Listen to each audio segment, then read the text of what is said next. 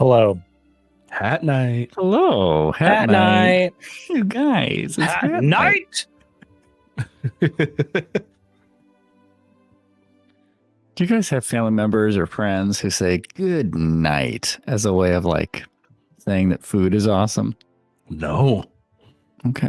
It was totally new to me in Olivia's family, and her dad says it emphatically when food is like knockout good. I've heard it before, Steve. I've heard it before.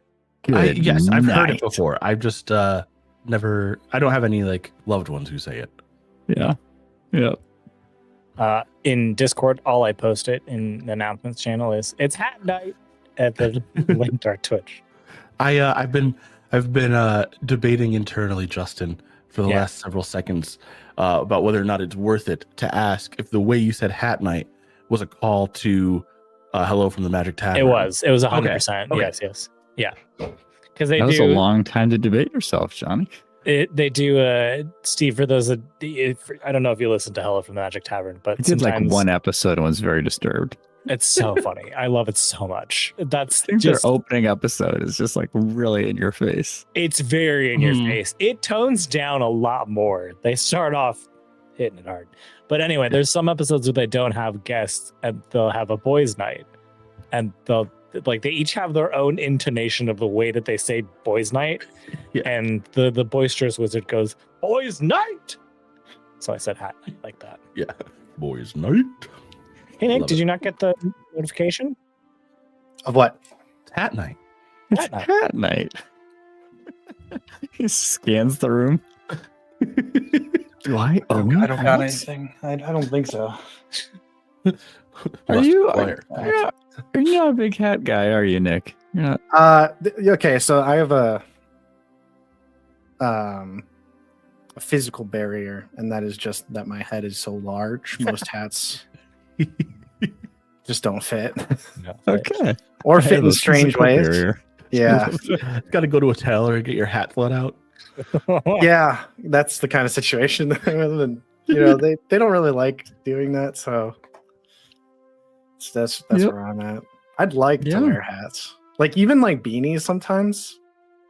Literally they just slowly like peel off of my head because they're just like overstretched. Like it's too much for the elastic. That's really funny. Man. Your head is too strong, Nick. Too powerful. It's too powerful. Just thinking big boy thoughts, and the hat's like, I can't. Steve, what are big boy thoughts? Yeah. The most complex thoughts imaginable, ones that hats can't handle. Fair. Do you guys think big boy thoughts? I don't know. I hope so. Almost never. No. Apparently. No, hats are firmly planted on my head. They just stay there. No, I have a hat. Speaking of hats being firmly planted, I have a hat that is probably my favorite hat, but I never wear it because days after I got it, I was driving somewhere.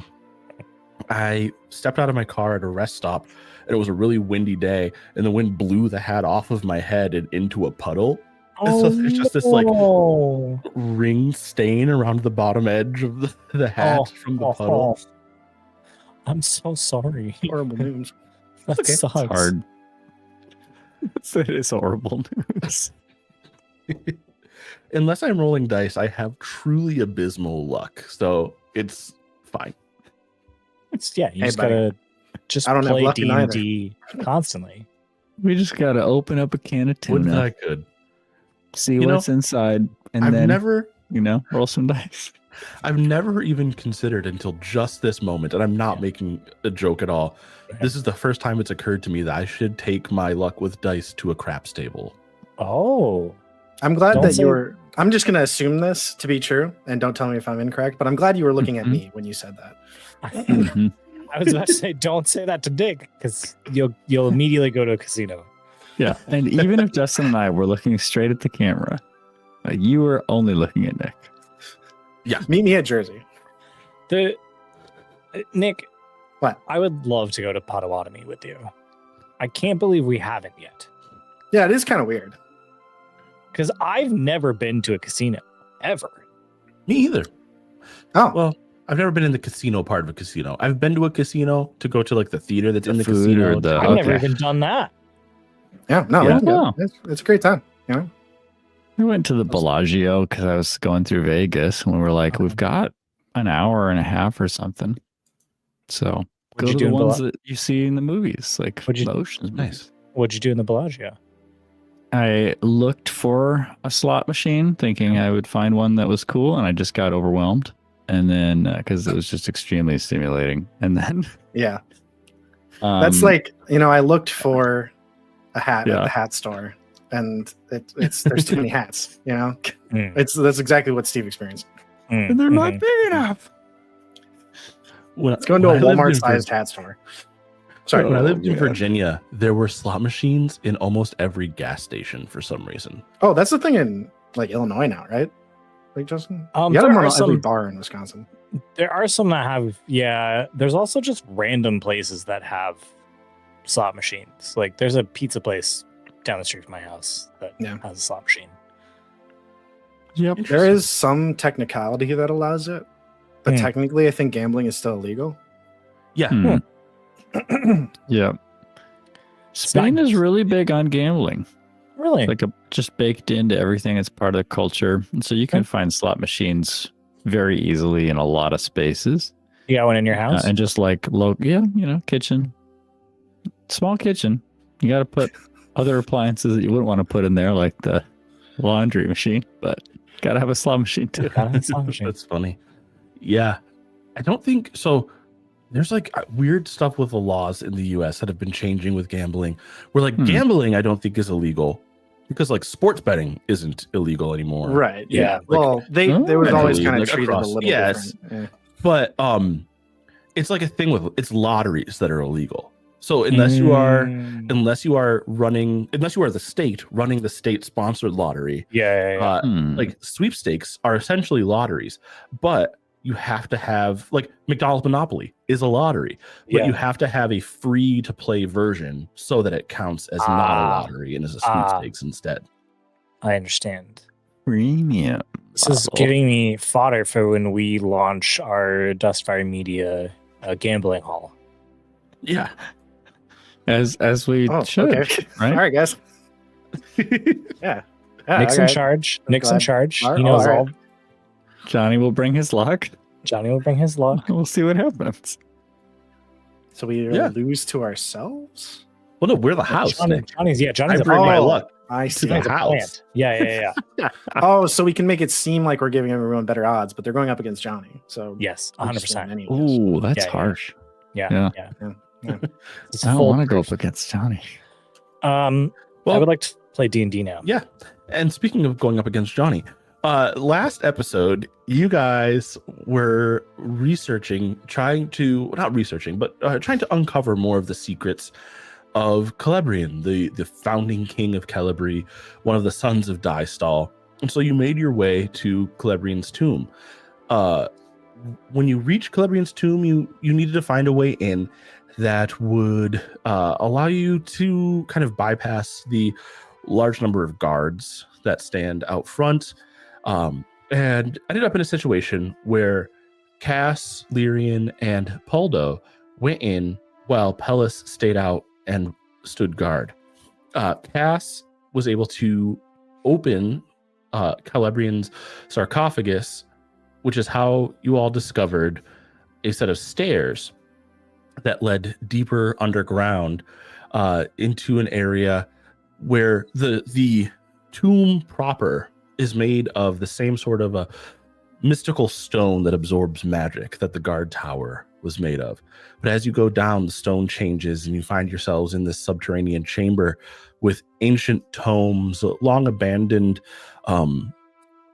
reading materials, long abandoned barracks and kitchen, and it seems like people hunkered down in this space. And as you made your way farther into the chamber, you found what appears to be an ancient man, somehow still living and chained to two pillars of this magic absorbing stone, who his mouth covered with some sort of metal, so he cannot speak, looks up and when you mentioned the name of Dystall, his eyes filled with unmitigated rage.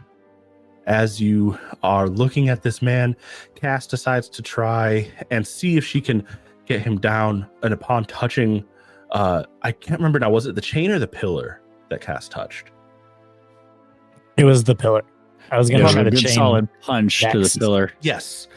Cass tried to punch the pillar to break it. And upon punching the pillar, upon making contact, Cass took psychic damage and did no damage to the pillar itself. And as Cass is recovering from that psychic damage, you hear footsteps coming down the spiral staircase you had initially descended. And we are going to jump in outside of the tomb where Pellis is watching and waiting for you all to come out. Pellis, what are you doing? Your friends have been gone for, at this point, nearly an hour. Actually, a little over an hour. Over an hour because our invisibility. Your We lost our invisibility. invisibility. Yeah. Pellis is sweating right now. He's like, is it just that deep? Should I feel like I should have just gone with them. Right? Like, what if it closes? Just picture Or they pick it up? them arguing with Cass. Just picture a long, drawn out dispute about what to do at every step of the They're way. just arguing about what to do. What are they? As the time begins to stretch on, Pellis, are you thinking you need to try and get to them? What are you thinking? He's starting to you get need really nervous. Yeah, he's starting to get worried. I think he's like pacing. And I think around the hour and a half, like 2 hour mark, he's just like, all right, I gotta go. And so he starts heading down. Yeah, so how are you going to get in? Because you are outside of the tomb. You are. Oh, I'm not even in. You're not even in the main building. You stayed Okay. outside because. So Cass and Poldo were able to turn invisible in order to scale a rope that Lyrian turned into a spider and got up to a high window and dropped down a rope for them to be able to climb up invisibly. But Pellis, not able to turn invisible, stayed behind. Right. Otherwise, you're dealing with lots of lovely guards. Yes, there are about 50 guards shoulder to shoulder across the entire staircase leading to the only door into the tomb. There's got to be a way for me to do this. He's talking to. This is Pellis actually saying this out loud. I love it. Right? I just need to go in. Can't be invisible. What can I do?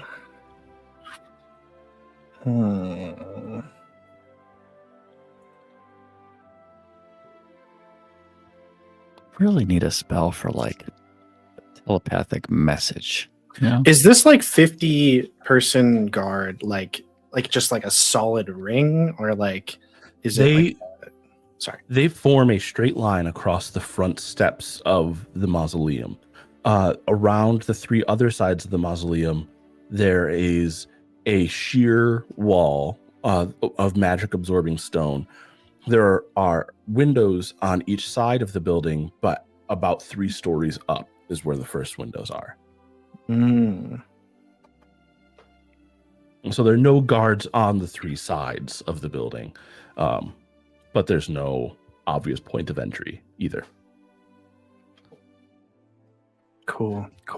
All you have to do is turn into a spider. He's gonna Alice. keeps he paces for a while, and then like after a while he's like, God, I'm getting sweaty, and he takes the magic carpet off of his back, and he's like, oh. So he unfurls the magic carpet, and like, probably should have gone for this immediately. He's going to cast enhance ability on dexterity for himself. Nice. Try to help with any stealth checks. Yeah. And he's gonna try to like fly. And like I'm not gonna do this anywhere near the temple to start. Like he goes to like I don't know, like just some side alley or something. Sure. and then tries to fly basically straight up, like just to be as like unnoticeable as possible. Yeah. And go like kind of just out of the view of everyone. And then he's gonna try to beeline as fast as possible towards one of the windows to make it as like not noticeable as possible. Yeah. So I need 2 checks from you. I need a stealth check, and your decision to step away lowers the DC significantly. So that was a great choice. So go ahead and give me that stealth check. And so because I used enhanced ability and I picked dexterity, I get advantage on this roll. Nice.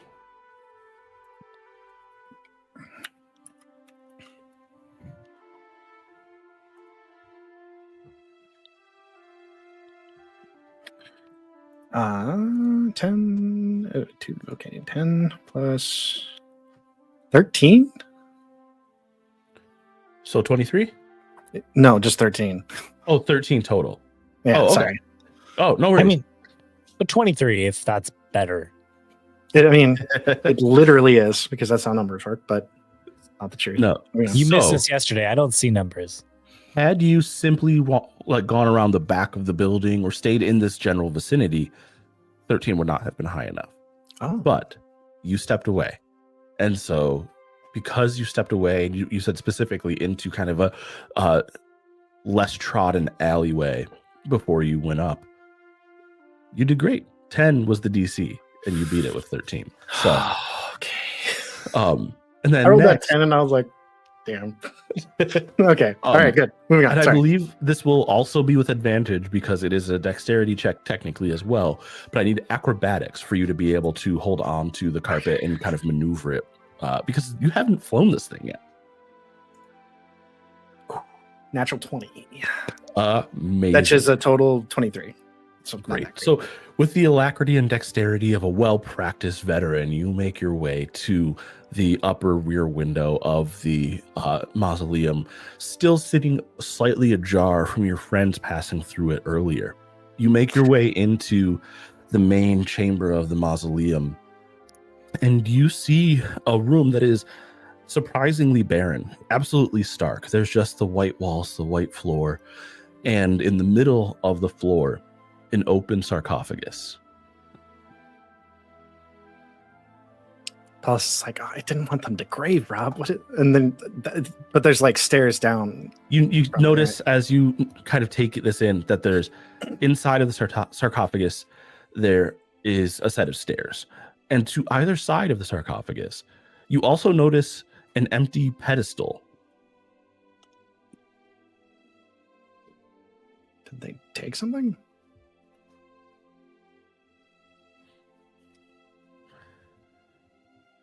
And so, Pellis, you begin descending the stairs, and we are going to move back to the chamber now. And so you will arrive where they are shortly.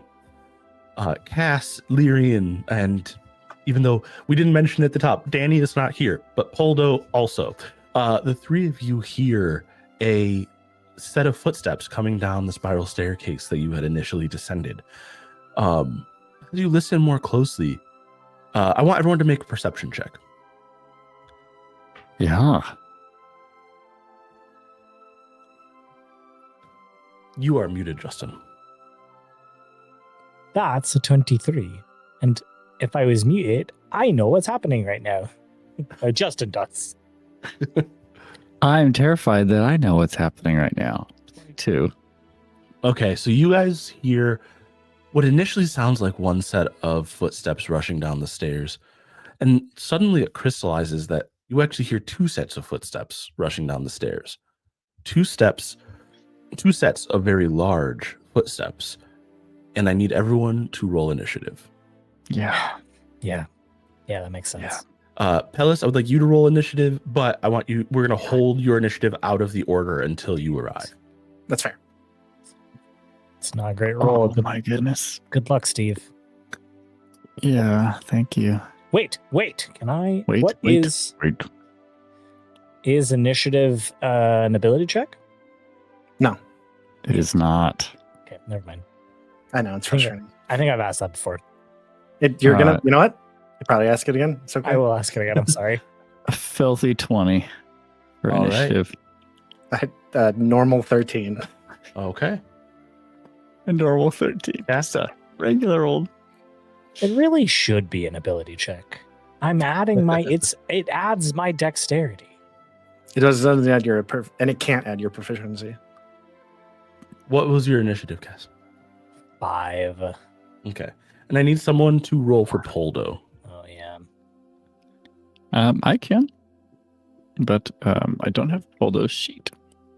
What is the bonus? I'm pulling it up now. It is higher than the there it rest. is. plus Wow, plus 7. Plus 7, All right. yeah. Oof.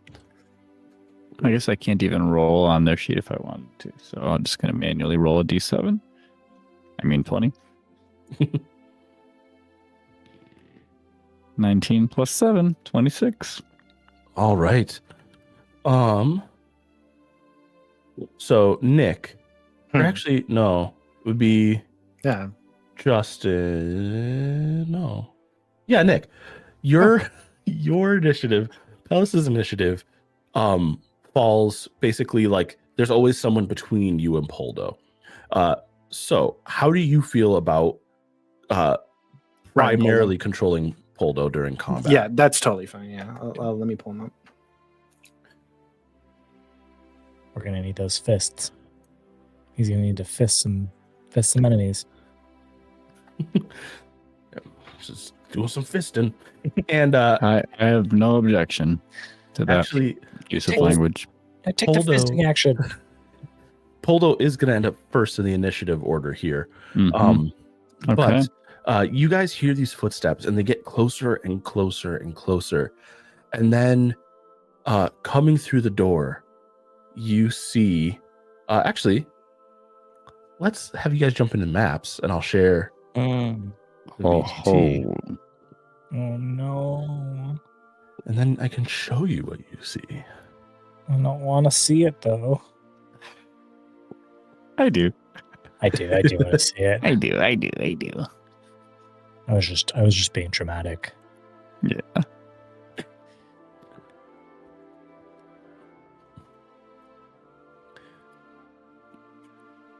Cool map.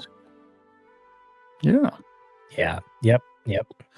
So you see the statues of Durdurin and Targal that you had seen beside the sarcophagus upstairs, now animated and rushing into the chamber. Hey Johnny. Yeah. I love that. That's such a fun choice. And I'm not being Mhm. sarcastic. I genuinely think that's very fucking cool. Thanks. Cool. Yeah. So At this moment, I can only relate to I it as a also think that, but I'm sarcastic trying comment. to learn how to play a monk really quick. So just unfortunately, it is his turn first. Yeah. yeah, I know. Yeah, so I got it. Yeah, so Poldo is going to immediately know what's going on. Say something spicy.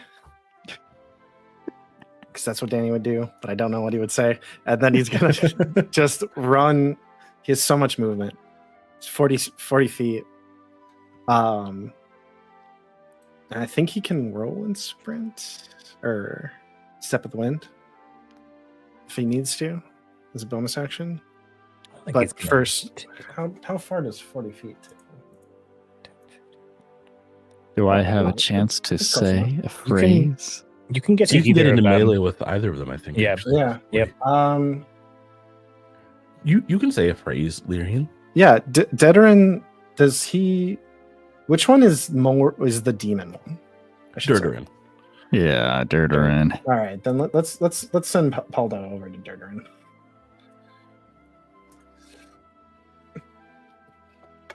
And then okay, so that's just his movement, and then he's going to I guess we just gotta attack. We just gotta start punching. Or no, I can use the quarterstaff. He's got a quarterstaff. Sorry, hit the wrong button.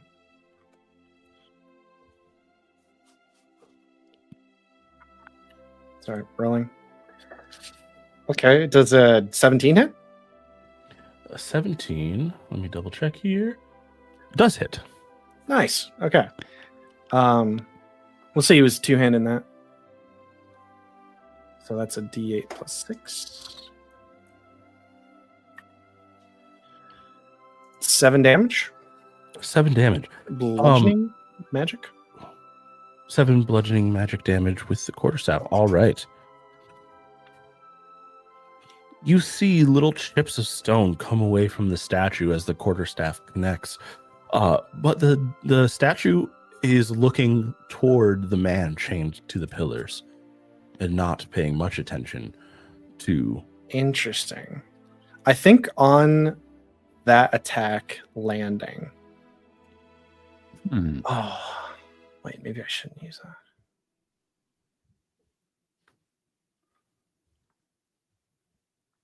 I have a feeling necromantic energy won't be very helpful for this.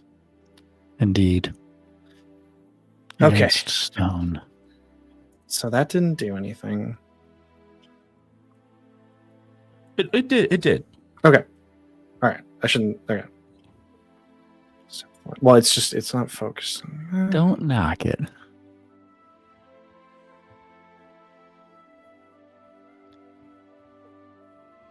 So I love the idea of Poldo rushing in as Lyrian says this conflicting thing. Because I think Lyrian was saying it before seeing Pellis pop in as well. Like there's just a bunch happening all at once. Ellis isn't here yet. Pellis, yeah, right. Yeah, Pellis is not here yet. Perfect. I'm literally just chilling. Seeing the size of the statues, because how tall are they again, Johnny? Roughly 20 feet. Okay. So I think tiny. yes, of course, tiny, minuscule. I think Lyrian looks at these towering figures as they, stomp in and just says, "Everyone, I think they're our best chance at breaking the chains." And she begins to step backward. Okay, I'm so sorry. I can't figure out. Monks have extra attack at this point, right? Yeah, so you have to spend. That's focus point. Oh, that's right. Well, he can make an unarmed attack. Well, I can't do that with the weapon. Right. You can. No, I can't. Not if he has it set as two-handed, which he does. Oh, okay. It has to be in one hand. If Well, you're gonna because make I an need a offhand- hand free to. Yeah, but you can make an offhand strike with the butt end of the quarterstaff. You can't use monk weapons as a part of flurry of blows. You can. No, it's just unarmed strikes. Oh, is it just unarmed? Flurry of blows. I think you can get something that unlocks other weapons. So unarmed strike says you can make an unarmed strike as a bonus action while unarmed or wielding only monk weapons. Oh, I guess that's just as a bonus action. No, I think that unarmed strike is saying that your monk weapons count as unarmed strike Yeah. for flurry of blows. Yes. Yeah, you are right. Yes. okay. Then, yeah, he'll flurry of blows. I don't know where I keep track of Danny's. It's towards the bottom There of. we go. Yeah. I can't change them. Somebody mark one of those off for me, please. Only Johnny can. I can do that. Johnny has power. Sorry. worries. Okay. Flurry of blows. So now I get 2 attacks, right? Or yeah, 2 unarmed strikes. Or Which are armed strikes. Don't worry. Which are, yeah, you're using the light weapon still. It's just the funny. Okay, the language first one is choices a and economy of 27 to D&D. hit. Sorry, a 27? Yeah, it's a hit. Yep, that'll hit. Okay. That's, If a 17 hit, I should sure hope so. that's gonna be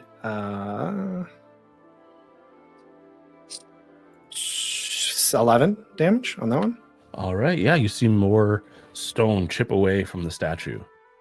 So it takes that damage. This one is gonna be a 22 to hit. That'll hit.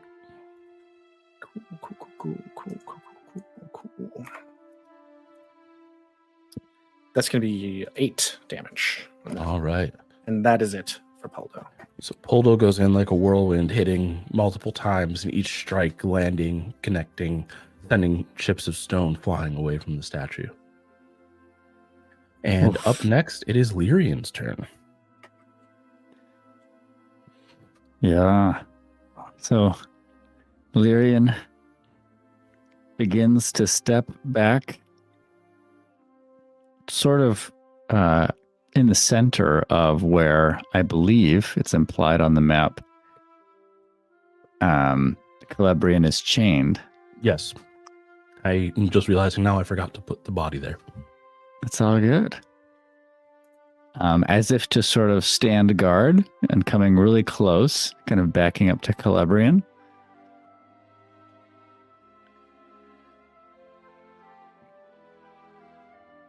Draws her moon sickle. Otherwise, I'm not sure what I can do to large stone creatures. Would I know that confusion wouldn't work against them? I don't know. Do you know that? That might be. Would that be? No, it wouldn't. It might be Arcana. But it might not be. It might be history. Yeah, but I'd like to try to find out and discern, do I think that I could confuse these enchanted stone beings? Yeah, go ahead and make an Arcana check. 18. So on an 18, you get the sense that while these creatures are not immune to magic, they are immune to certain effects, and confusion might not do what you want it to. Yeah. That's what I was afraid of.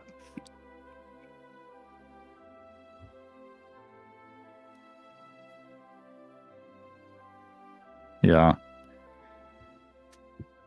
Then all I will do for now is open the Well of Many Worlds and place it in front of me, occupying a 6-foot space on the ground.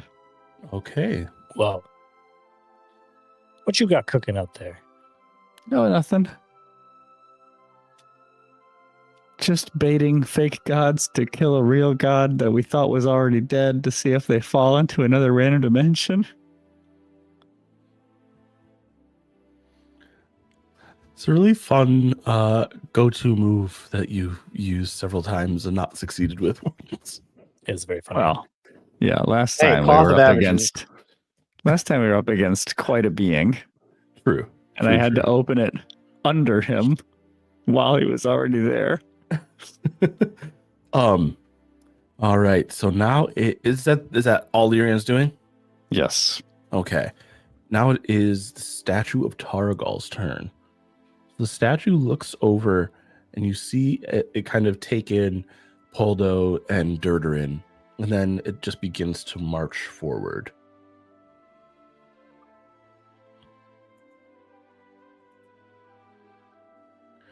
And it stops right here.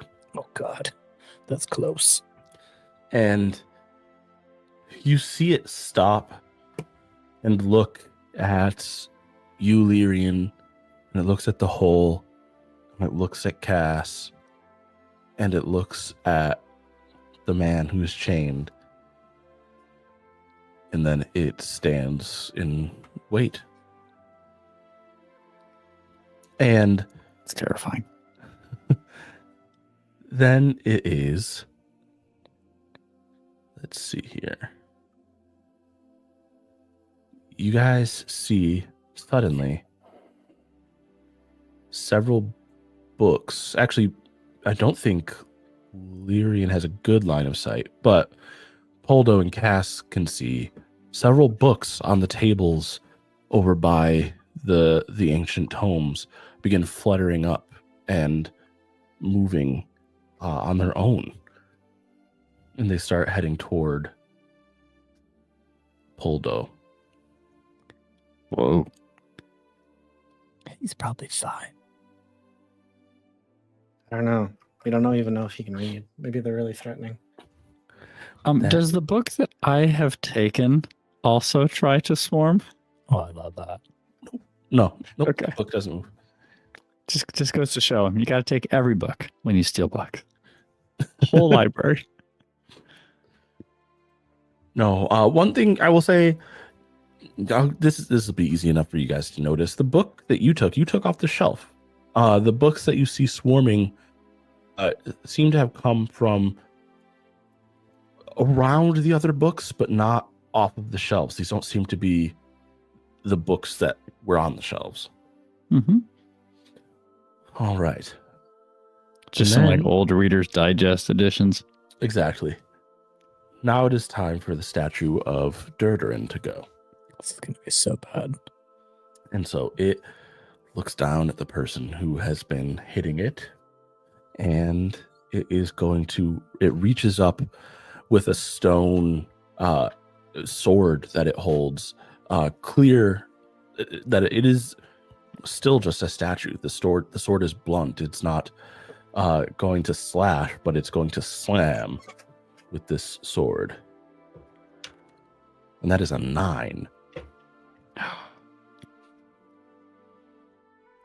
That doesn't hit. That doesn't hit. Yay. Oh, sorry. I thought that was a given. I don't know what your ACs are.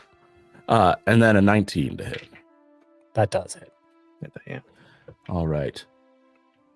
And so Poldo takes 3 damage as this sword comes down at him. No, he probably doesn't. Deflect attack reaction. Do I have to use a point for that? I don't think so. Oh, I can just do it. Okay. Just do Yeah, it. he'll use his reaction. I'm assuming this is bludgeoning, piercing, or slashing damage. It is bludgeoning damage. Nice. Okay, yeah. So I can roll a D10 to reduce the attack. A D10 plus 8. 8. Yeah, actually, I So, forgot the 8 part. Yeah, So. the thing could not do damage through it. Yeah. Yeah. So that is its turn. And then it is, I believe, Cass's turn. Okay. Cass is Wait, like, can I do "Yeah." something really cool, really fast? As Maybe I'm not Poldo? being efficient with my points, but I mean, who cares? Anyways, he's gonna use redirect attack. So because deflect attack reduce the damage of attack to zero, I can expend a focus point to redirect some of the attack's force. And the creature that I redirect it to just has to be within 5 feet of me. Yeah. So can you make a DC 13 Dex saving throw?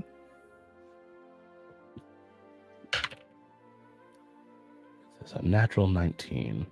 Damn. That's it. Mm. Nothing happens. Yeah, he tries to like deflect the sword into the statue, but it just doesn't work. Cool. All right, Cass. Lyrian, stop pondering and help us either fight these things or free him. And Cass reaches into her bag and pulls out a horn, a silver horn, and goes "Woo," and blows through it. And damn it. 5, 7 berserkers appear around her. 7 berserkers. I'm so Okay. sorry. I'm sorry, Johnny. I have the stat block up, though, so Okay. I'm not leaving you in the dust.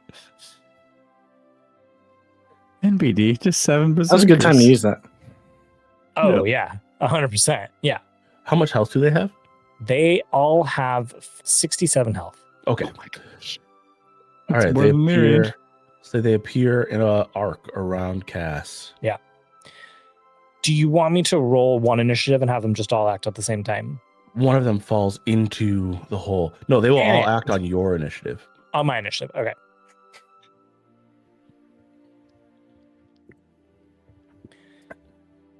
And as they sort of appear, they appear in this like storm. It's almost like a storm cloud goes over Cass, and like these lightning bolts hit the ground, and where the bolts hit are these berserkers. But then the storm doesn't stop, and one just strikes Cass, and her eyes like flash lightning. And I would like to rage as a bonus action. And the berserker strikes you. No, the lightning strikes The me. lightning strikes you. I Okay, was just flavoring the rage. gotcha. Sorry. All right, it takes 7 lightning damage. Okay. Just kidding. No. When I rage, I haven't done this because it hasn't really come up in battle, but when I activate my rage, I have a 10-foot aura effect. And when I start it, and as a bonus action on my turn, I can have somebody take a d6 of lightning damage, but they have to succeed at a dex save. Mm-hmm. So I don't think I'm in range of that thing. 10 feet? No. Yeah. So then instead, can I have moved here and done that? Sure. So dex save from the statue. Okay. Move all your berserkers to the appropriate spot too. I got it. See, now you're cooking. So natural 1 minus 1. Okay, great. So it's just a d6 of damage. It's nothing crazy. 5 damage. Yeah, you see the lightning strike the statue and some sparks and stone fly off of it. Not much, but now there's a little chip. Yeah. All right. And then I'm just gonna have these berserkers just fucking go to town on this thing. Yeah. They all have reckless, so they're all gonna roll at advantage. Cool. First one is a 21 to hit. That's a hit. And that is gonna be 14 damage. All right. Jesus. The second one is a natural 20. Okay. So that's going to be 16 damage. And then 16 to hit. That's a miss. Okay. So the fourth one is a 19 to hit. It's a hit. And that is 11 damage. Number 5 is going to be a miss. 6 is a 20 to hit. It's a hit. That is 7 damage, and the last one is another 20 to hit. And that is 6 damage. All right. Jesus. Yeah, so this thing is looking rough. It is pieces of it are chipping off, and it is a shadow of its former self already. Whoa. That's my turn. All right, then we're back to the top of the order. Brother Poldo. All right. I think Poldo drops. Yeah, he drops the quarterstaff, and then he's going to activate his Eldritch Claw tattoo. Specifically, he's going to use a bonus action to activate his Eldritch Maul ability, which is part of the tattoo. Mm-hmm. Which now his unarmed strikes have a range of 15 feet, which would have been helpful to know that, but whatever. And yeah, I will be.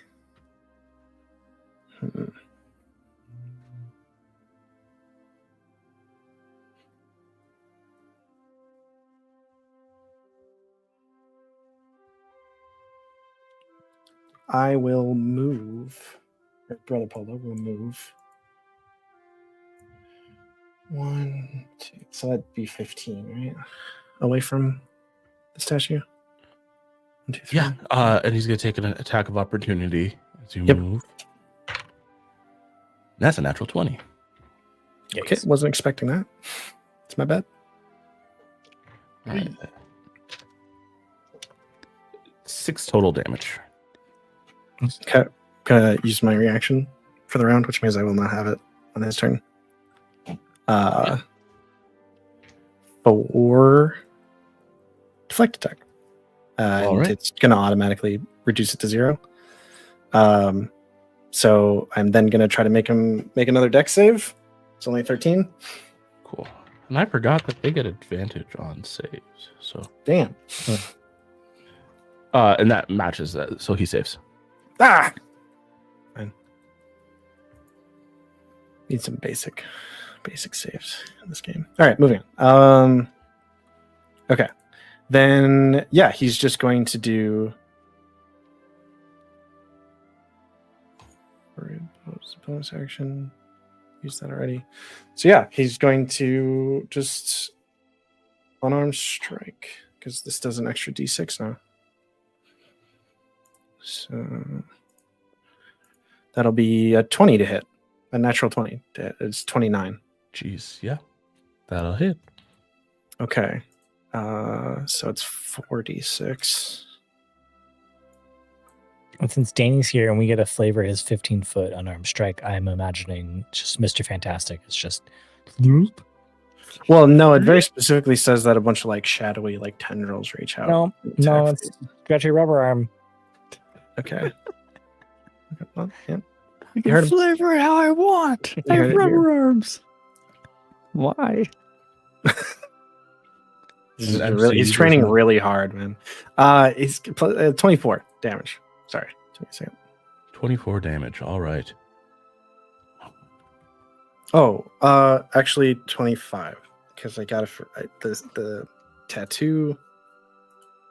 It's not being added to things directly. So. Yeah, attack and damage rolls with unarmed strikes. Okay, 25. Cool. All right. I forgot to do two things at the top of the order, and then we will go to Lyrian's turn. So as all of that first round happens, at the end of the first round, Pellis comes rushing in the door at the bottom of the stairs. Great. And then also, I forgot to do lair actions. And so at the top of the order, there is suddenly the chamber very briefly fills with a greenish bluish light. And you see some of the chips that have been taken out of, not all, but some of the chips that have been taken out of the statues seem to fill back in. And the statues seem more fuller again. Okay. It's okay. It's okay. It's not okay. It's going to be okay. Yeah, we're just ramping up damage on that. All right. But I'm not good at that yet. Okay. Now it's Lyrian's turn. Okay. My fungal stuff is going to be useless here. But Cass, when you kind of set up that aura of, I think it was lightning, did I see any effect of that on the statue? I forget if that actually translated to discernible visible damage. Yeah, there's a lightning strike that hit it. Okay. All right. That is helpful. What is the reach of my moonsicle? It's just 5 feet. So it looks like I wouldn't even be able to get to Taragal if I can picture it correctly, or perhaps I can go here in between Cass and a Berserker if that's open. I don't know if that would put me within range. Looks open. Yeah, that put you in range. And I will swing with my moonsicle. It has been a while, but it's time, I think. All right.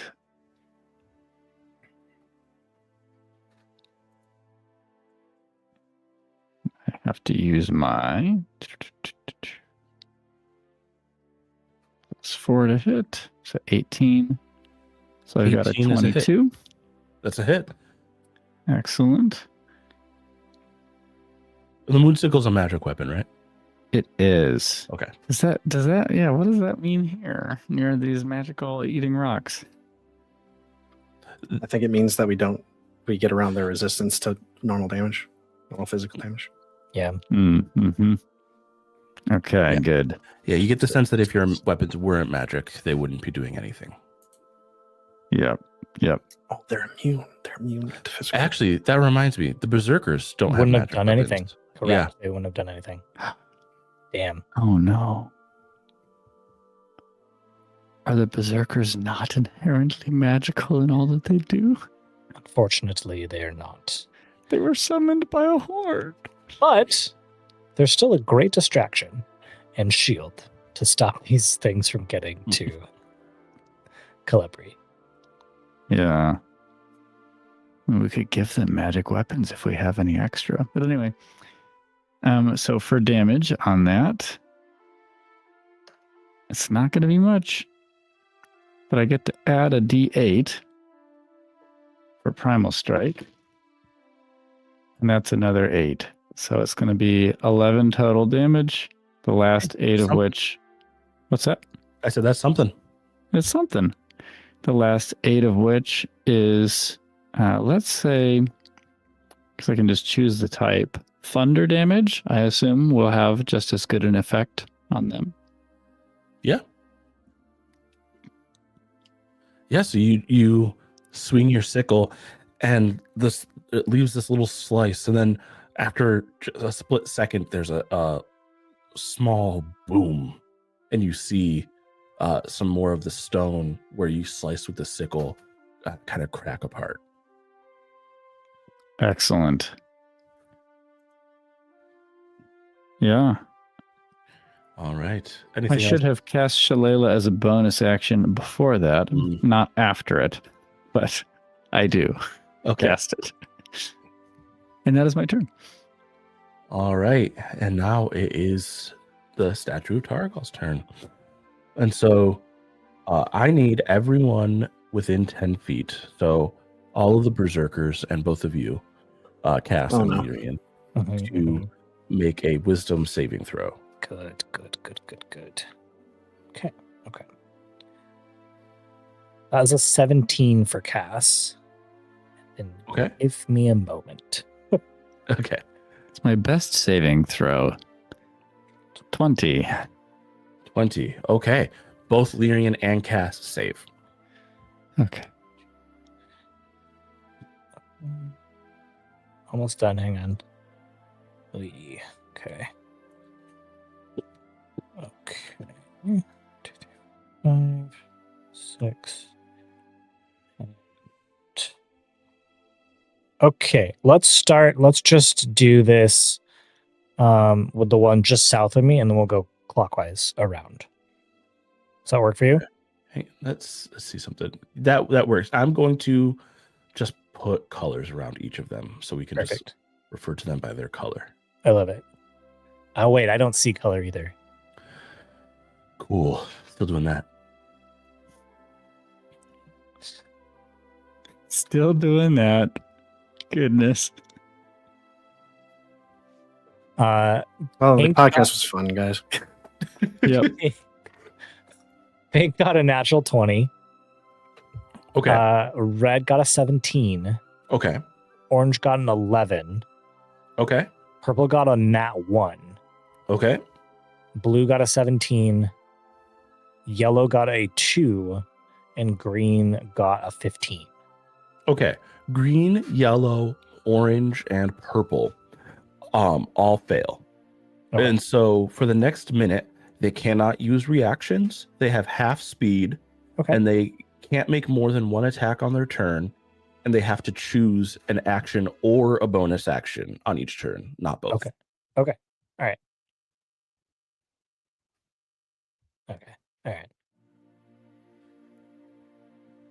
And then Targal starts swinging. Targal, the statue of Targal is holding a large glaive, and it begins swinging it around itself. And so it will swing. Actually, it can swing at Lyrian, so it's going to swing at Lyrian, the last person to actually do damage to it. So that's a 17 to hit. Yeah, that is a hit. All right. That is 9 bludgeoning damage. Mm-hmm.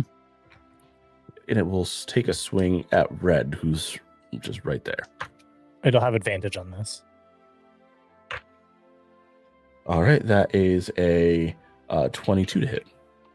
That hits. All right. And so Red takes 15 damage. Okay. Sorry, 14 damage. Okay.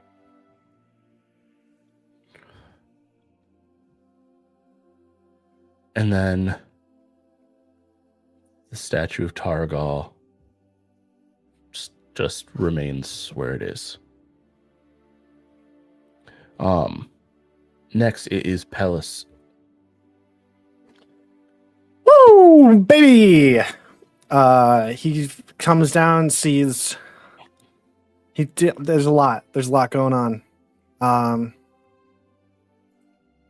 Oh boy. Yeah, the Targal thing. There's a lot going on there. He doesn't like the look of the Durdoran, so he's gonna kind of shift right this way a little bit.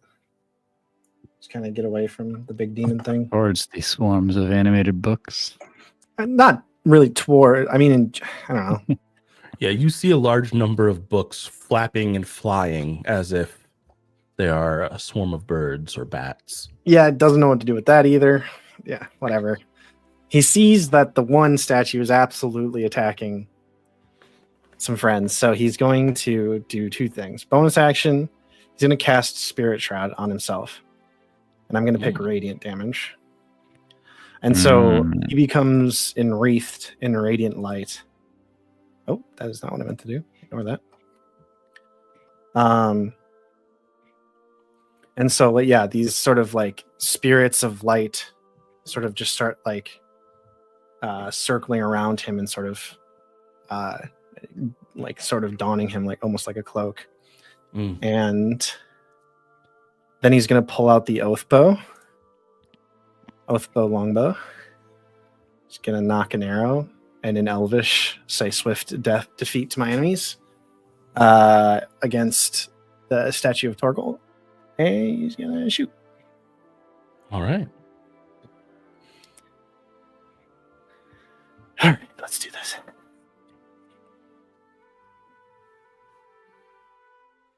Okay, 25 to hit.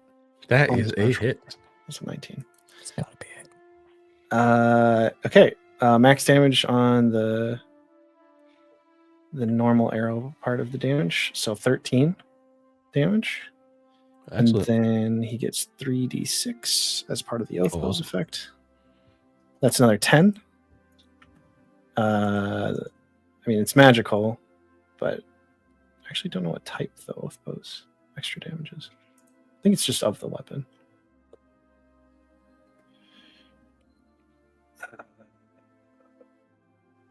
Yeah, piercing actually. So yeah, it's just the same as the rest. And then I get an extra D8 of radiant damage from the shroud. Where'd that go? 6. All right. This thing is in pretty rough shape. The arrow hits it, and you see a large chunk of stone fly off from its shoulder where the arrow made contact. That's it. That's my turn. I don't get an extra attack. All right. Then after Pellis, it is the statue, or no, it is the swarm of animated books. Seeing Pellis come in, one of the swarms breaks off toward Pellis. What? Nothing. It'll matter at the top of the round. Okay. And the other two go to Poldo. So, starting with Pellis. That is a... Where is that stat? That is a 21 to hit. That's hit. Oh, yeah, that hits. All right. So you take 9 bludgeoning damage as the books start just... 6 bludgeoning damage as the books are just hitting you. It feels like if they were birds, they'd be trying to peck you, but they are books. And so you are just getting hit with spines of books over and over again. Okay. And I do have to make a concentration check, which is Constitution. Yeah. Mm-hmm. Yeah. But I do have advantage on this. And it's also, I think, only 10. Because it's 10 or whatever the damage is. If the damage is higher. Mm-hmm. Why can't I just roll this? There we go. Okay, it's good I had advantage because I rolled a natural 1 first. That's going to be a 12, so a success. So I maintain concentration. Great. Okay, and then coming after Poldo. I don't think either of these hits. The one definitely doesn't hit. The other one's an 18. 18 hits. 18 hits. Okay. Hits Brother Paldo. So that is 6 damage to Brother Poldo as well. All right, we're going to... Wait, no, he uses reaction this round. Never mind. All right. I will deal 6 to him on his sheet. Thank you. It lets me click into the damage field, but I don't know if I can actually do anything. Test it. And then I literally can't type into it, but I can click into it. it is the statue of Durdurin's turn.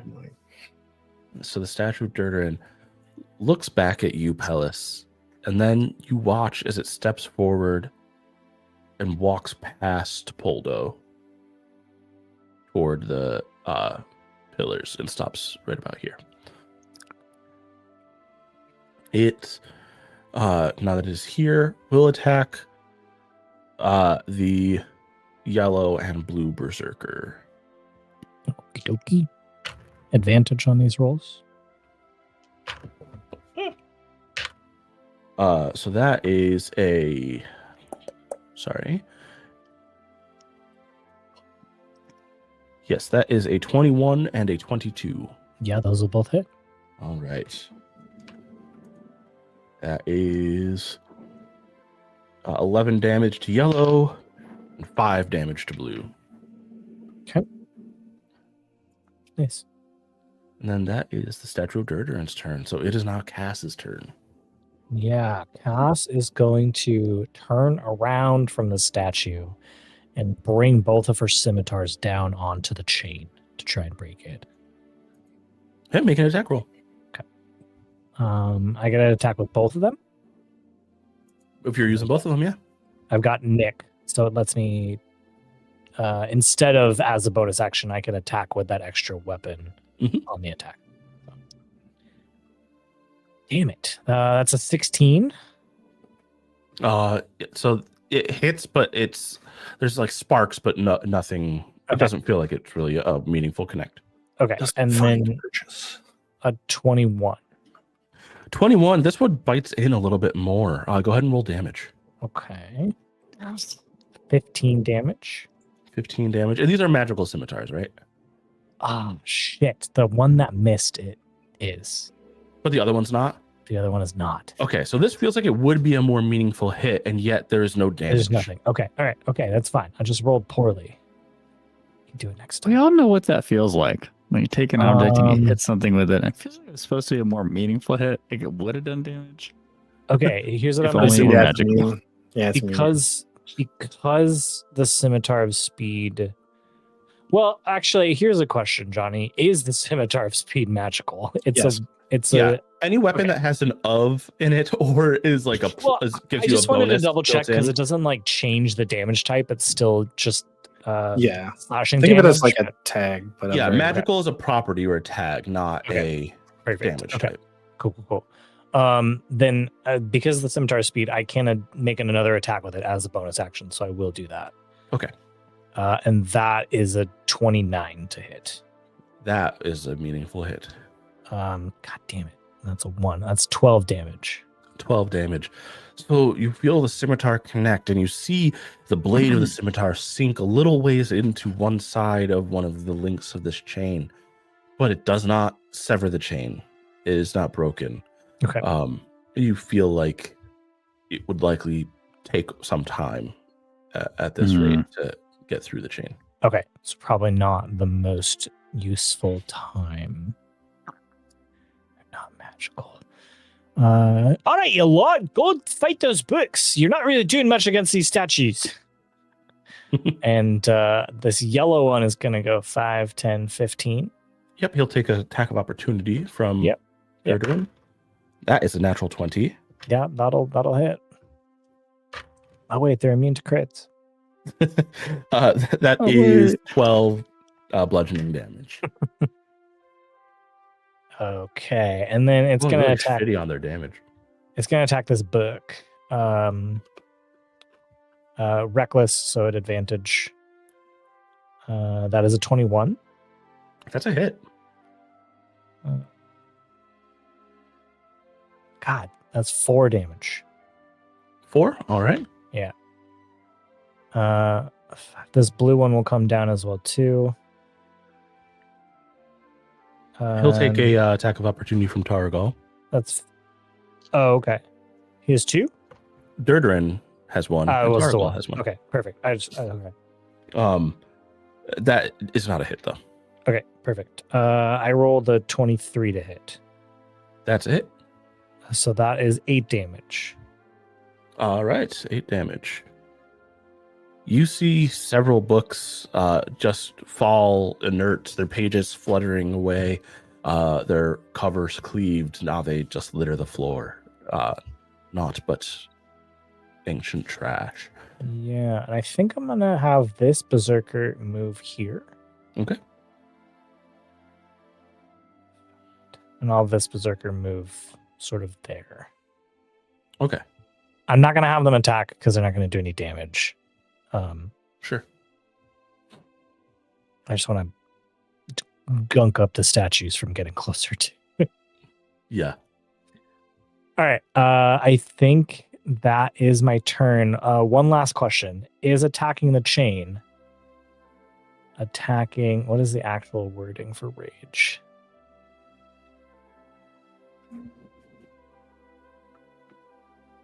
Is the chain an enemy? Not technically, no. Okay, then I lose my rage. Okay.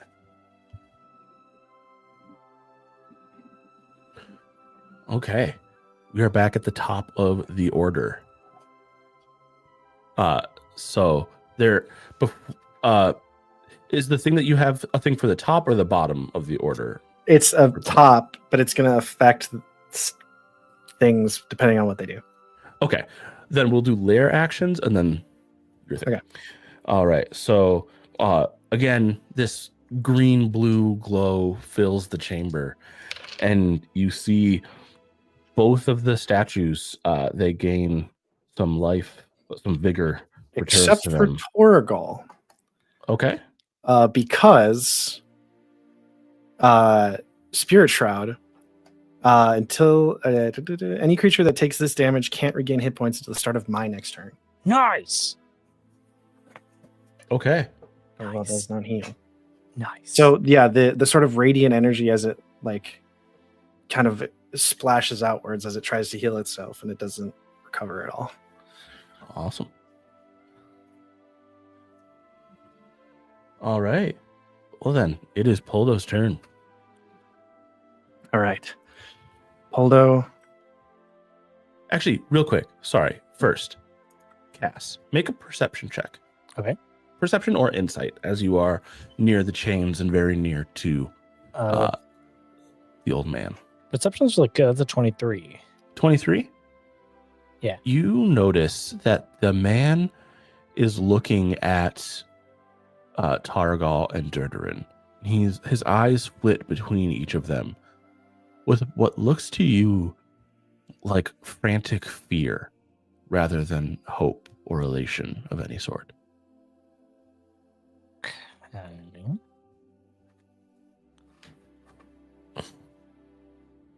Okay. Poldo.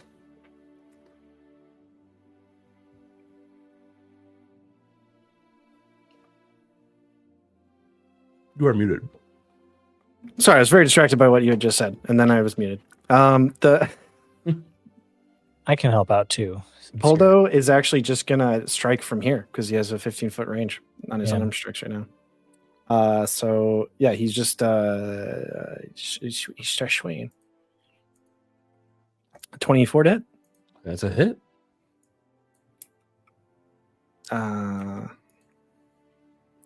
That's gonna be 12 damage. That's including the extra damage from Okay.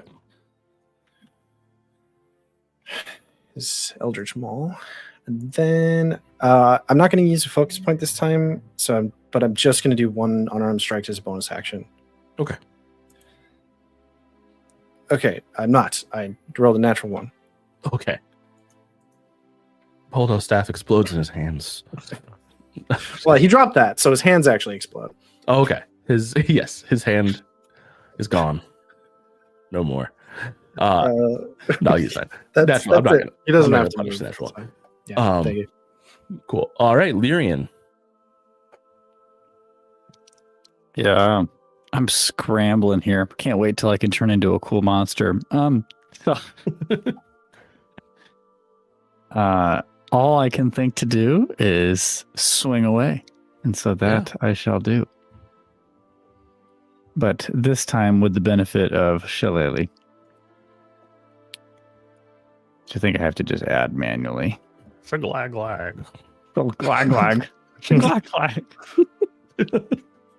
Because if I understand Shillelagh correctly, I've got a +8 to hit with that, and that overrides, not adds to, my normal +4 with my weapon, I think. Correct. That is correct, indeed. That is how that works. Oh, but that is a bad roll.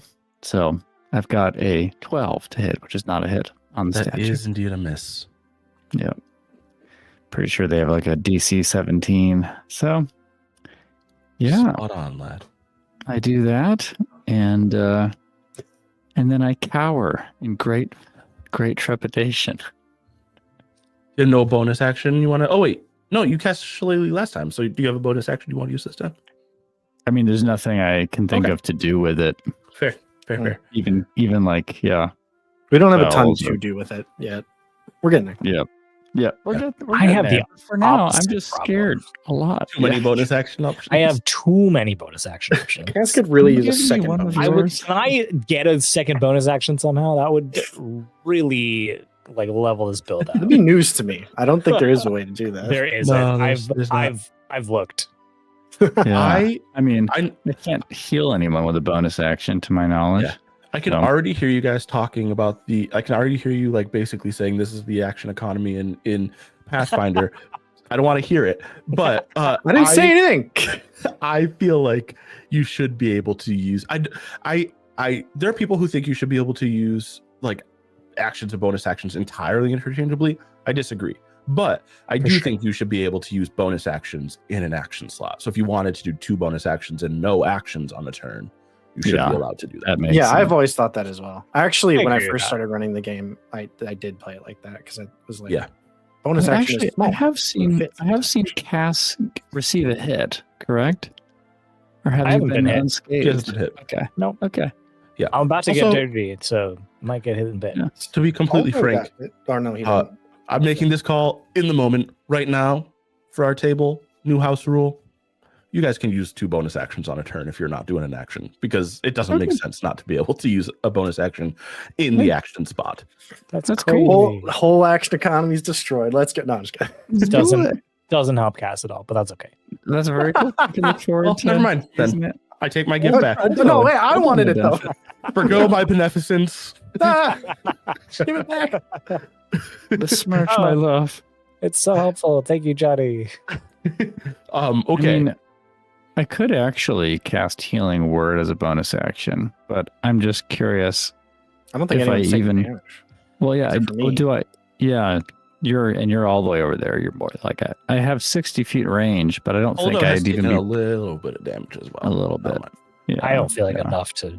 Yeah, I I'll wouldn't hold waste a off. spell slot on. Yep. Yeah. It's like- All right.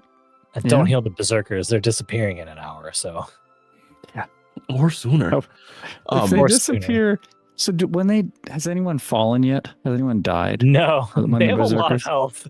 They do. They're actually very annoying right now. I know. I know. That's awesome. Anyway, Yes. it is Targal's turn. So Targal looks around, and again, there is, other than what is carved in the face, truly no emotion that you can discern on the statue. It is not, nothing that it is doing seems motivated other than its mystical programming. Mhm. But it looks around, and once again, I need everyone within 10 feet. So pink, red, orange, purple, Purple and then Cass, and us. Lyrian to Okay. make those wisdom saving throws. Cool. The Am I DC is feeling the wise? DC is 17. So just tell me who fails. Failed. Lyrian. Oy, oy. Fail. That is all failures for me. Oh. That's Okay. crazy. So everyone within 10 feet of Taragal now has the effects I mentioned last time. So you cannot use reactions. Your speed is halved. You cannot take more than one action on your turn. You can choose either take an action or a bonus action, but not both. And the effects last for a full minute. But on your turn, you can try the saving throw again. At the beginning or just the end? At the end. Hilariously, Johnny gave us the ability to use an action for a bonus action and then immediately took it away from That, Like, hey, yes, fuck that is you. perfect. And then Taragal once again starts swinging. Swing. Again, it seems like Taragal recognizes that the berserkers don't pose a threat on the level that the others do, and so it is going to go after Lyrian twice. 2 swings at Lyrian here. That is a miss and a hit. Okay. A 23 hits. Sure does. Okay. All right. So on that hit, Lyrian, you take 6 points of bludgeoning damage. Okay. And then the Taragal statue will move around all of you. And I get no reaction. No reactions. Yep. And it will position itself right here.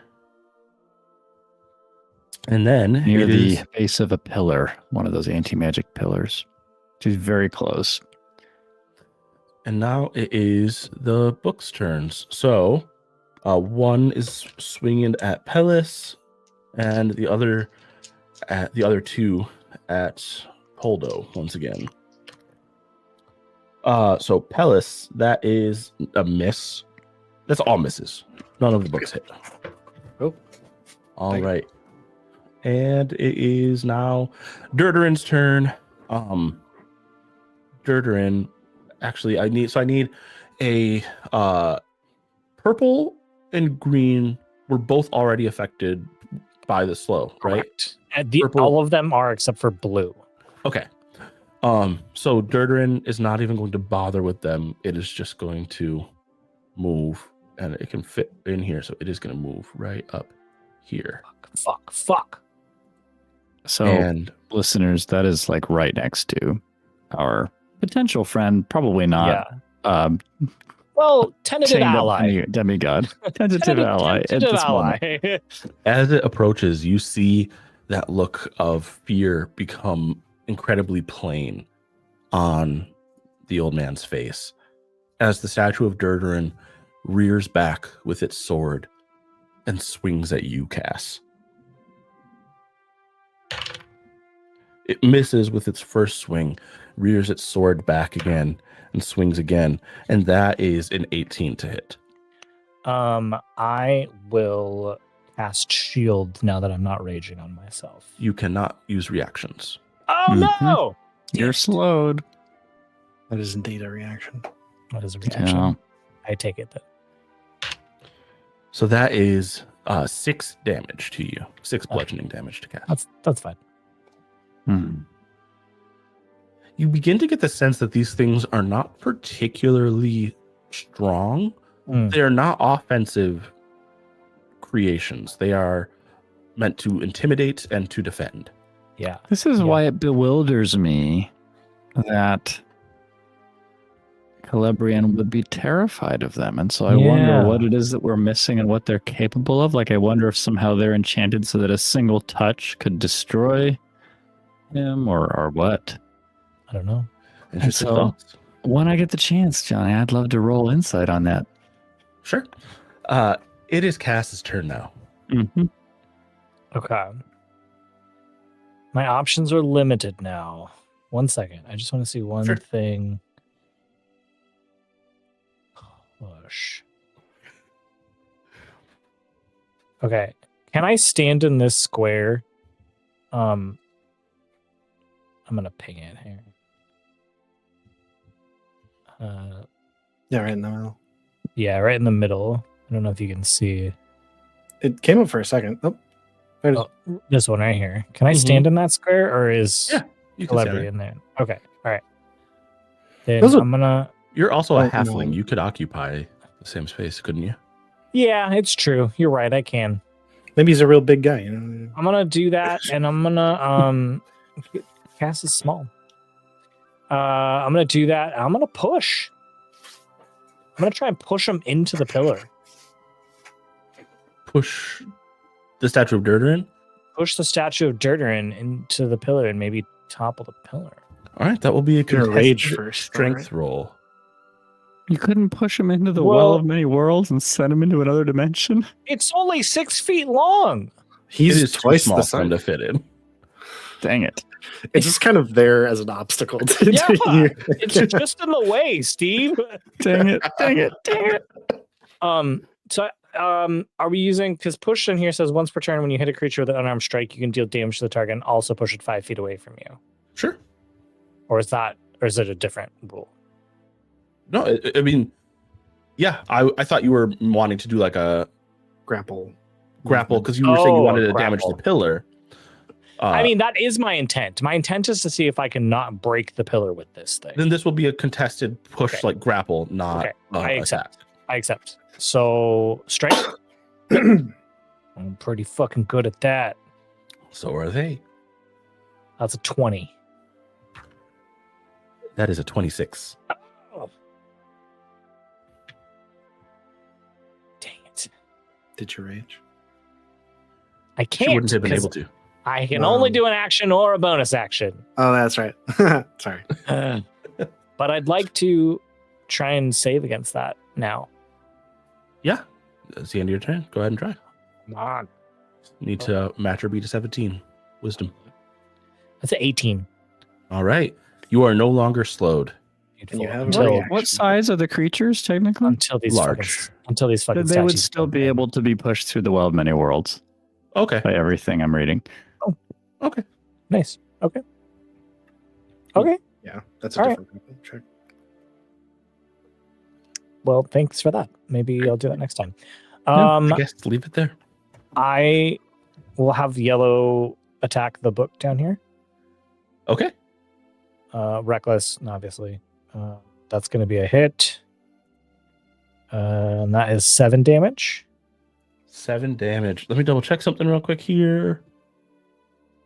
What was the roll to hit? It was a 24. 24. Okay, yeah, cool. Yeah, 7 damage. This swarm is hanging on by a thread. It is like one large book left out of the Okay. entire swarm that had been here initially. I'm going to have blue. Nice. It's got enough speed is because it's the only one not affected by the thing to get down to here. Okay. I'm going to have it attack this book here. As it passes, both of the other swarms are going to make attacks of opportunity. That's fine. Both miss. I rolled very poorly on that attack. That is only a 12. So I think that'll miss. That's a hit. Oh, it's a hit. Okay. 8 damage. Okay. Yeah, you see a couple of the books kind of get swiped out of the air, but it still seems relatively stalwart. I'm going to have purple 5, 10 move there Okay. and attack. That is 17 to hit, and That's a that hit. is 4 damage. All right. The last book is cleaved in twain. Amazing. And then I'm going to have red step there. Okay. Purple will step down here. Can these guys push? Could this berserker move up here and try and push this guy into that well? Good, yeah. So it's an unarmed strike, I guess. It's just a contest. The same thing we just did. Contested Oh, strength Okay, all right. What is this push then? or athletics. Push is a type of attack, so you could do a push attack. I think that makes more sense because I can put, can, if yeah. I hit, then Yeah, it because- pushes him 5 feet. The And that's all I reason we need them didn't do to- it with your thing is because you wanted to damage was- the pillar. Yeah, not that because- makes sense. I just want to push this person into the well. Okay. Yeah, go ahead and make the attack. That is, it's an 8. It's not gonna That's a do miss. it. I think that's me. It's me and my many Vikings. Okay. We are back at the top of the order, and the shroud is still going, Nick. Yes, so that is a concentration, and I did not lose. Okay. Or wait, how do we? Just- I didn't go. Oh, I did not mean to skip you. I'm sorry. Go ahead and take your turn. So the answer, because at the start of my turn, the shroud is not affecting him anymore. But we're gonna shoot another arrow at him. See what happens.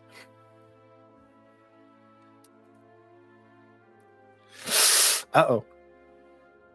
It's 12 to hit. Let's miss. That is indeed. Oh, that's stinky. That's stinky. We don't like that. These books are gonna freaking attack me again.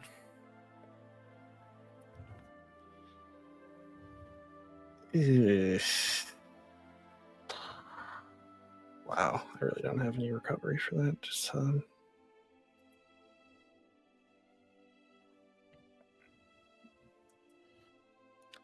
yeah, I guess I just I mean, I'll get away from these books. Yeah. Run. Yeah, the books are going to take an attack of opportunity. And they're going to miss. Yeah, Just clapping after you. Ew. What? Clapping? Is that better? I don't know. Anyways, that's it. I missed. He gets to Okay. heal again. I tried to stop him from healing. I did my best. Yeah, Hey, yeah. you're doing great, Yeah. Pellis. That blue-green glow floods the room, and you guys see as that is terrible. It's not a great amount of healing, but you Oh, see good. them take just a little bit more healing and appear just a little bit healthier again. And then it is Poldo's turn. Oh, yeah, that's also me. Polo. Man. He doesn't need to. You know what? The Berserker's got the books. 1, 2, 100%. 4.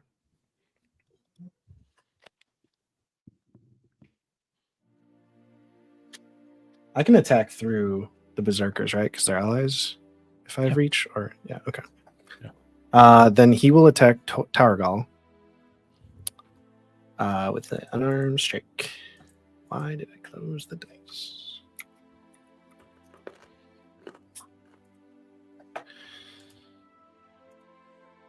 Okay, that's a 5 plus 9, 14 hit.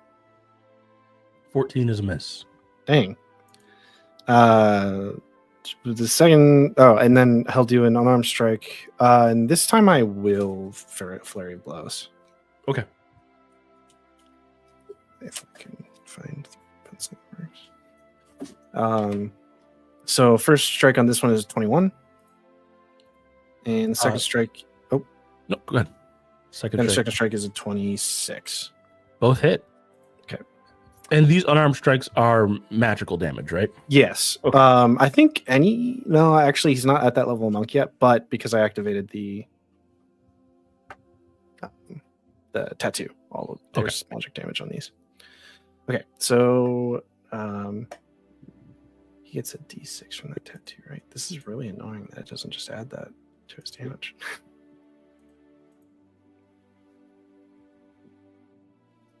Yeah, it's a d6 force damage. Okay.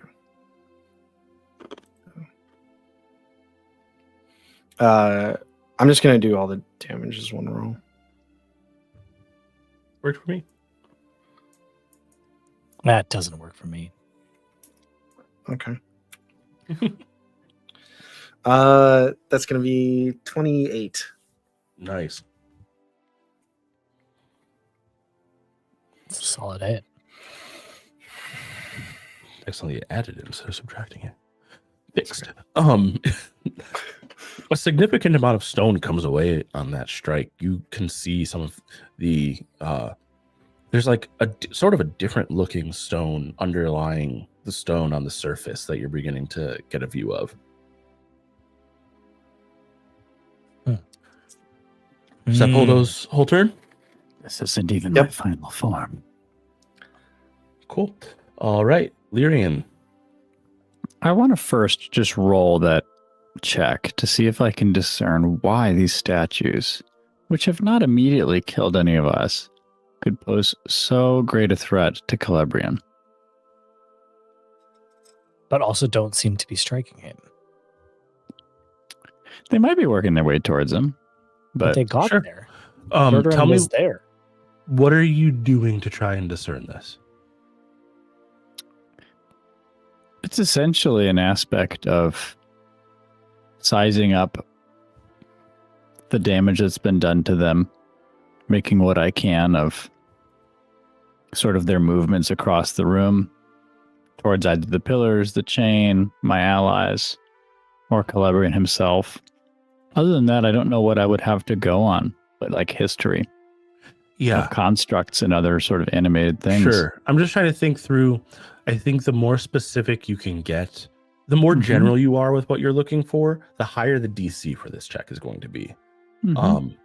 So if you can hone in on one aspect that you're looking for, it might lower the DC. But also clarify what role I should be asking for. Yeah. I can't think of any particular theory that would help narrow it. Sure. Like I have no idea why this would be scary to him based on what it's been for us. So then based on your observations, go ahead and I will let you do a investigation, insight, or even a history check. Okay. Lean into insight. Base 11, 17.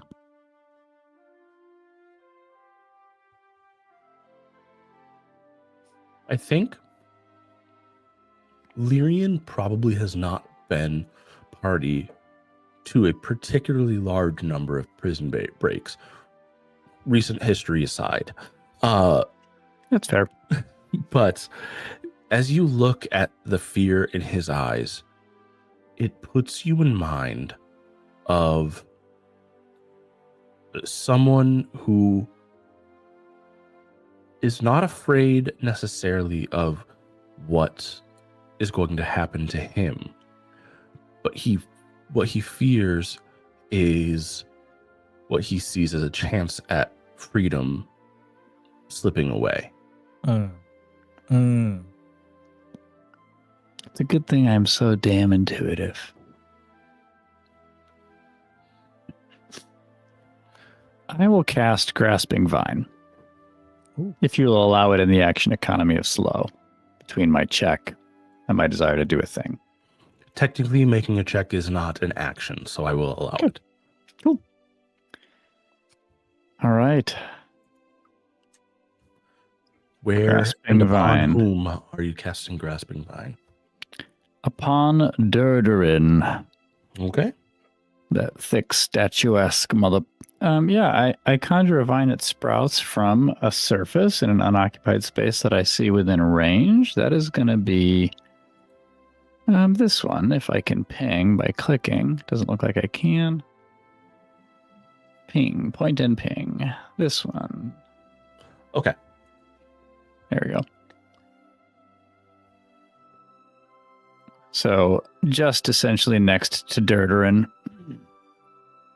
but away from Cass and and Celebrian. And so a vine sprouts from that place and lasts during concentration for up to a minute. Make a melee attack against the creature that is within 30 feet of the vine. On a hit, it's 48 bludgeoning damage and is pulled up to 30 feet toward the vine. Okay. So I'd like to pull him into the hole, if I can. Nice. Where did you and aim that- for the vine to be? Well, does it have to be directly opposite the hole? Because I can do that. If that's what if your it's pulling towards the interpretation of- vine. It would need to cross the hole. Okay, great. Cross the hole is fine because that's unoccupied. So, all right. And let's see. This should work on if the target is huge or smaller, it would have the grappled condition. Okay. Escape DC equal to my spell save DC, which is 16. All right. Let me roll for the attack itself.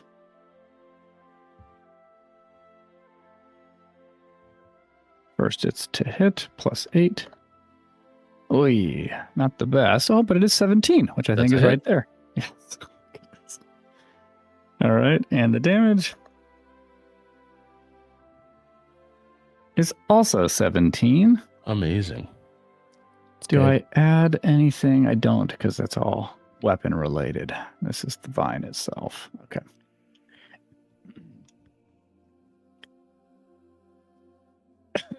All right. And so I think the pull just happens. I don't see any separate action related to that. Pulled up to 30 feet toward the vine, so I'd like to pull 5 feet on Durderin. Yeah, let me just double check. I think you're right, but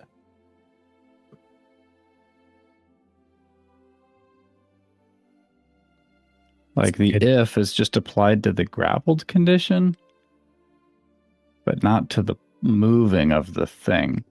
Yeah, it's on a hit. The target takes this damage and is pulled up to 30 feet. yeah, toward the cool. Nice. Do I All right. finally get to test my theory? What Really, is this your is- theory? About using the Well of Many Worlds ever successfully in this In regard. like an aggressive sort of combat situation. Yeah. Yeah, I mean, let me, we know it's always been ambiguous enough that it's really up to Johnny's interpretation and application of the well. Yeah, I need to actually look at the well. Double check. I think this is also so funny too, because we're just going to keep doing this to all of our enemies. And then eventually we're going to end up in some plane of existence where we've sent all of these enemies and we're going to have to fight all of them. Yeah. It's just one little special spot. Everyone you've saved for later.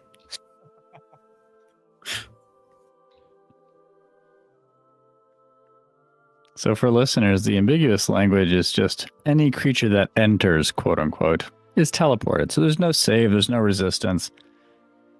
Anything about pushing or forcing a creature through is just not defined. Yeah. And so the DM would just decide how we interact with any forced movement.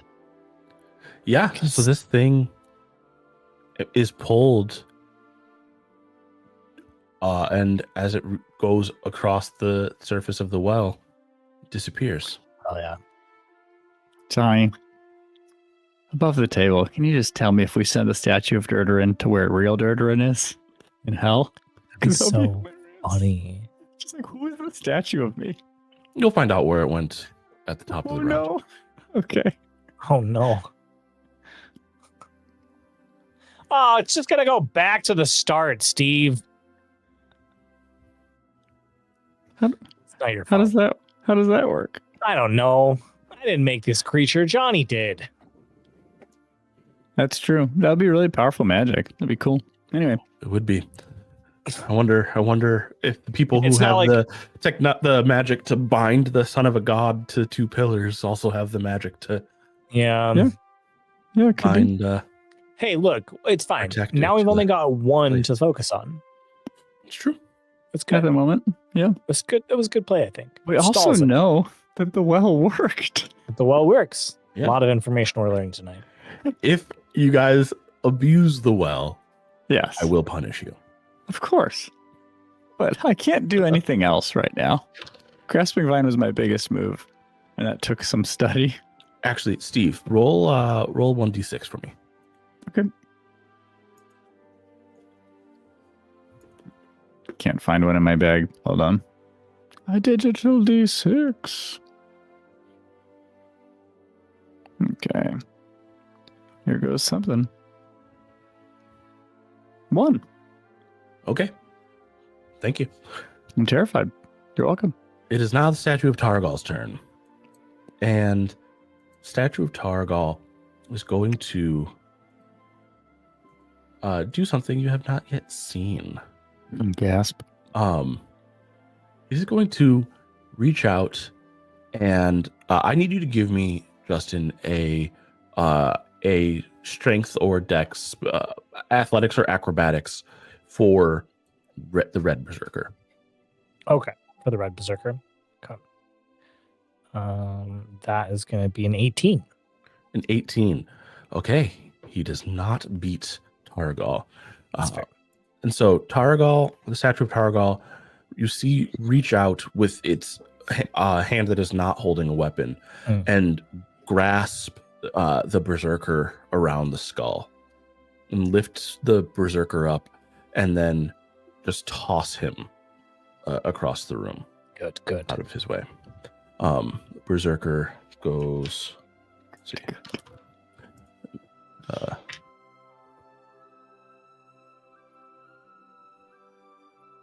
Lands on that table right there. Okay. And takes. Let's see. Oh, I forgot to say about we have to check.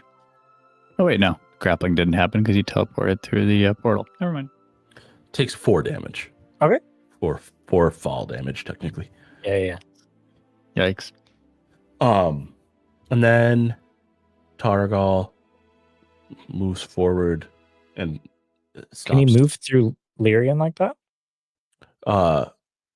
You're right, he can't. So he stops right here. Lyrian.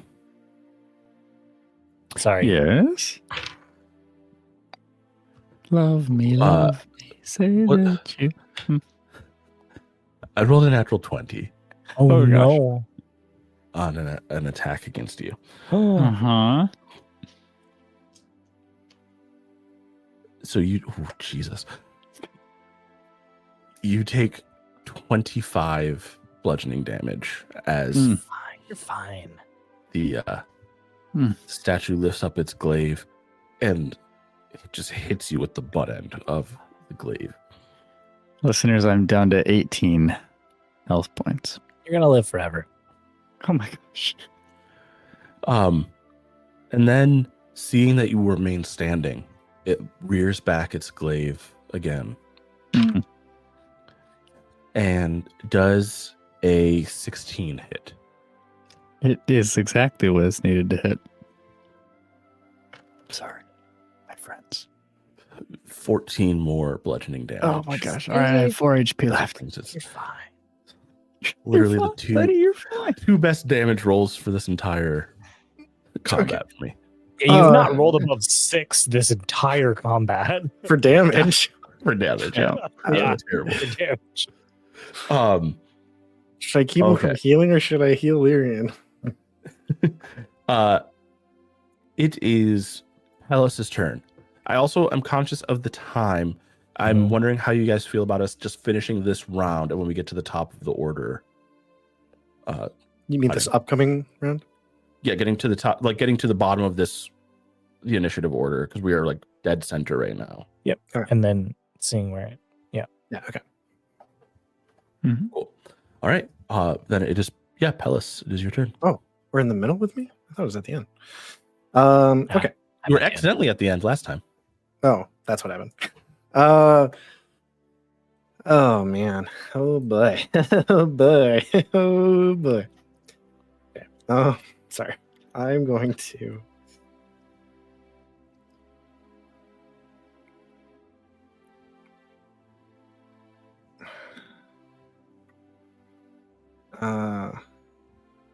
Ideas. okay. No, I got it. I've got it. Everything's fine. Mm-hmm. I gotta see how much I can move. Okay, so somewhere like there for one movement. Or yeah.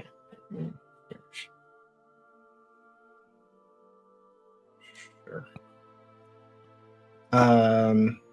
Okay. So in one movement, I can get about here. Then I'm going to use my Channel Divinity, Balm of Peace. I can now, as an action, move up to my speed. And every creature, any creature that I move within 5 feet of during this movement can restore 2d6 plus 3 hit points. Dope. 1, 2, 3, 4. Yes, did you take damage? I have not taken any. No, I have taken damage. I have. Or... Pull those back to max. Cool. Excellent. Did you heal the 2d6 plus 3? Ian? Are we rolling I that? or can. rolling that? Yeah, just roll it. Because Okay. I got other things to do. But bonus action. I'm going to cast a. Oh man, I'm gonna 3rd level healing word on Larry. That's only 13 HP. I almost exclusively rolled ones. That sucked. I rolled 64 and got more than half ones. Man. Or Sorry, maybe you got a exact- total of what? 13 more healing for you. Okay. Thank you. Thank you. Every bit counts. I'm up to That's everything I can 29. do. I think Mhm. you'll be fine. It'll be all right. Yeah, that's much better. Okay. Beautiful. It is the books. The swarm of It's books. the book's turn. The book. Misses. Reader's Digestion. They all miss. These books suck. I was like, I'm never using books again. This was just pathetic. I'm not even going to read again after this. Look at what you've So done. anti-book. All right. It is now Cass's turn. Okay. I'm gonna have the berserkers attack these books first. Okay. So that's 15 to hit. Hits. 13 damage. Amazing. Purple. 21 to hit. Hits. 6 damage. God damn it. Blue's a natural 20. Amazing. So that is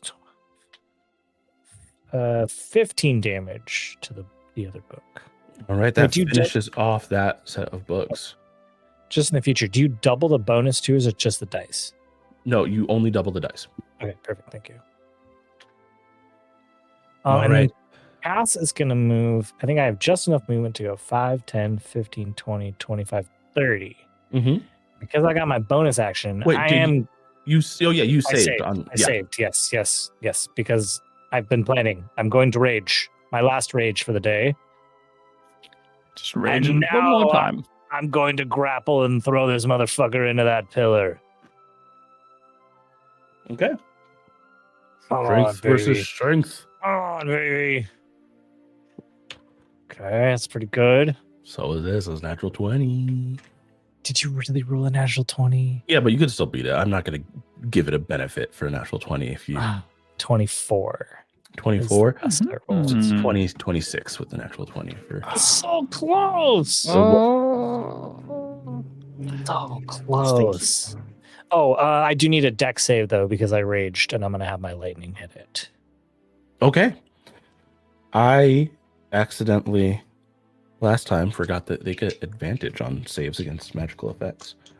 The first several rounds, I forgot that they get that. That is a dex. Hang on, let me pull up their thing. Dex. That is a -1, so that's a 15.